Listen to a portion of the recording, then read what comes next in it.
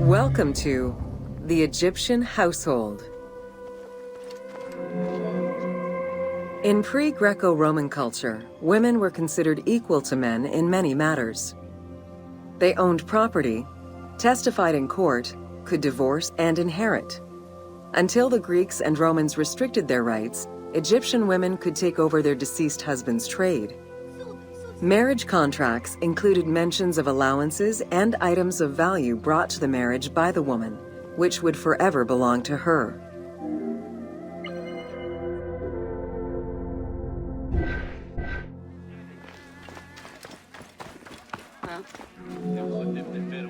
Certain professions were open only to women, such as weaving or professional mourning, while others were available to both genders, including working as servants for the rich households. Social status did have an impact, though. The higher in status, the easier it was to obtain education and access different professions.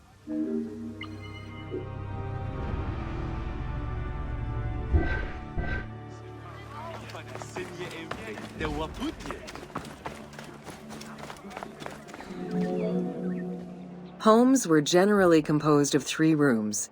First, there was the entrance, furnished with a small bench of brick, probably intended for a statue and protective divinity.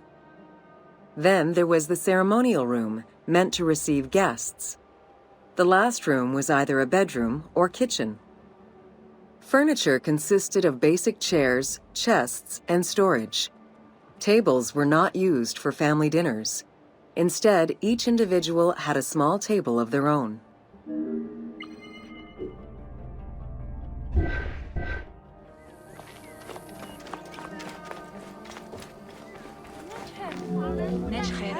Marriages were a social contract rather than a religious construct. Family was vitally important to ancient Egyptians, and children were considered a blessing from the gods. The father, mother, and their children were the nucleus of the family, and cohabitation sometimes extended to mothers-in-law, sisters, aunts, and sisters-in-law.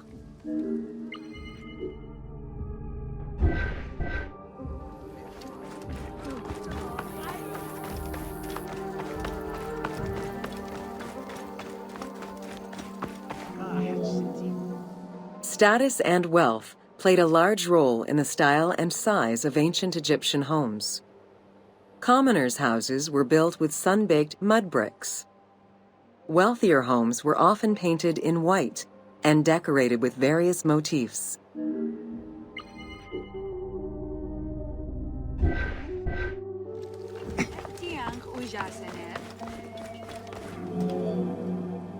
Town officials and the rich lived in mansions with numerous rooms that were luxuriously decorated. Only temples and tombs meant to last for all eternity were built with stone.